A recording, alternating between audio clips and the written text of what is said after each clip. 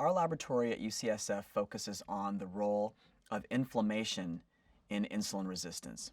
In particular, we focus on dietary triggers of inflammation and how those triggers lead to insulin resistance. In working on this problem, we've come to understand that saturated fats produce an inflammatory response from a particular cell type called the macrophage.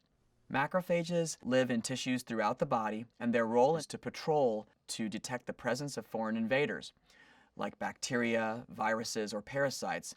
And when they sense the presence of a signal that indicates danger, they set off a 4-alarm response that leads to the secretion of other signaling molecules that bring in helper immune cells that propagate the response and create the full-blown effect that we know of as inflammation.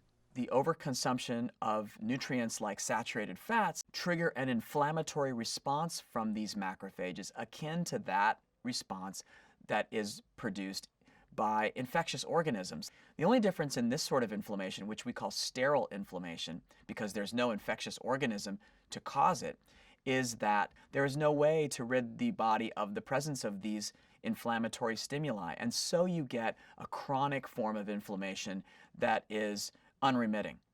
And this unremitting inflammation leads to the dysfunction of cells in tissues. In the case of the risk of developing type 2 diabetes, one of the most important types of dysfunctions that's produced in the setting of chronic inflammation is insulin resistance, a process in which cells no longer are able to respond properly to the signals of insulin.